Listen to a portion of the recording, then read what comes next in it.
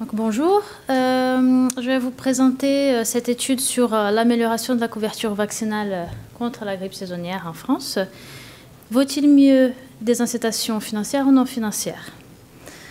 Donc, ce travail, ainsi comme celle de notre collègue, a été fait dans le cadre de ma thèse doctorale en économie et a été basé sur des études publiées par l'INPES et l'adresse 2009 et 2011. Et je n'ai aucun lien d'intérêt lié à cette étude. La présentation elle est classique, contexte, méthodologie, résultats des conclusions. Donc je commence par les contextes. Nous savons que les taux de couverture vaccinale contre la grippe saisonnière en France sont insuffisants depuis des années et que certains médecins généralistes doutent donc de l'efficacité de ces vaccins. Par contre, on a vu des incitations qui ont été mises en place par les autorités sanitaires. Et nous sommes donc posé la question de quelle était la perception des médecins vis-à-vis de ces incitations. Qu'est-ce qu'ils pensent, que pensent-ils en fait des outils financiers ou non financiers? Donc, nous avons mené une étude pilote auprès des médecins généralistes en 2015. Nous avons donc élaboré un questionnaire en ligne avec 4 thèmes principaux. Et donc, il y avait les contextes de l'organisation de la pratique, donc du cabinet du médecin, quelles étaient les perceptions donc, sur les incitations, la satisfaction par rapport au programme de vaccination contre la grippe. Ce questionnaire a été validé par 2 médecins généralistes et ensuite a été envoyé à 470 médecins membres du réseau des GROG, les groupes régionaux d'observation de la grippe. Et j'en profite donc pour remercier les 89 médecins qui ont pris le temps de répondre au questionnaire. Donc, presque 3/4 de ces médecins qui ont répondu les questionnaires ont été des hommes âgés de plus de 50 ans. Ils étaient éparpillés un peu partout en France, surtout en région de l'Île-de-France. Tous étaient favorables à la vaccination en général et presque tous à la vaccination contre la grippe. 60% vérifie systématiquement les statuts vaccinaux des groupes cibles. 63% ont dit que moins d'un tiers de ces patients vaccinent avec une infirmière, par exemple. 54% ont cité l'effet du besoin de rappeler leur groupe cible de se faire vacciner.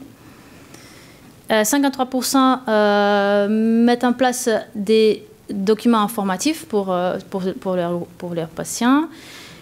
Et 66% ont dit que les lettres et les mémos de l'assurance maladie par rapport aux effets du vaccin et du programme de la grippe sont inutiles. Par rapport au dispositif de rémunération sur objectifs de santé publique, 53% avaient adhéré volontairement et 77% d'entre eux avaient choisi donc l'indicateur de vaccination. Avec les principaux résultats de notre étude, nous avons construit ces graphiques. Donc on a vu que 58% étaient tout à fait favorables à la possibilité de faire un stock, d'avoir un stock. Est-ce que la souris marche? Ouais. D'avoir un stock de vaccins au cabinet. Plus de 75% ont parlé de la question de l'amélioration des outils informatiques, dont un logiciel pour le suivi du statut vaccinal et une fonction de rappel pour les groupes cibles. Mais aussi, ils ont réclamé une communication plus forte des autorités de santé et des argumentaires écrits parlant de l'efficacité vaccinale notamment. 61% étaient peu ou pas du tout favorables à la délégation des rappels vaccinaux. 67% étaient peu ou pas du tout favorables à une majoration du tarif de la consultation pour la vaccination. Et 61% peu ou pas du tout favorable à la possibilité de faire un suivi en temps réel du ROSP. Donc, en conclusion de cette étude, nous pouvons avancer que les personnes répondant à cette enquête sont plus intéressées aux incitations non financières, notamment la question de stocker les vaccins dans les cabinets. Par contre, nous avons vu dans la loi de modernisation du système de santé qu'elle n'a pas été retenue. La question de la trace électronique, donc pour pouvoir suivre les statuts vaccinaux, ce qui a été qui est envisagé et qui a déjà été mis en place, et les argumentaires scientifiques donc portés par les autorités de santé. En fait, nous ne sommes pas en mesure de dire comment ce type d'incitation peut améliorer les taux de couverture. Par contre, sachant quel type d'incitation sont celles qui sont les préférées des médecins généralistes, on pourrait donc augmenter leur motivation et permettre d'avoir un impact direct dans les taux de couverture vaccinale, sachant que le rôle des médecins généralistes, nous savons tous que c'est fondamental pour la décision de se faire vacciner des patients. Les résultats de notre étude, en fait, ils rejoignent les rapports sur la vaccination du comité d'orientation de la concertation citoyenne qui est paru l'année dernière. Et donc, ces rapports, ils mettent en évidence la question de cet effort d'information et communication des autorités vers les médecins. Les carnets de vaccination électronique qui a été mis en évidence également.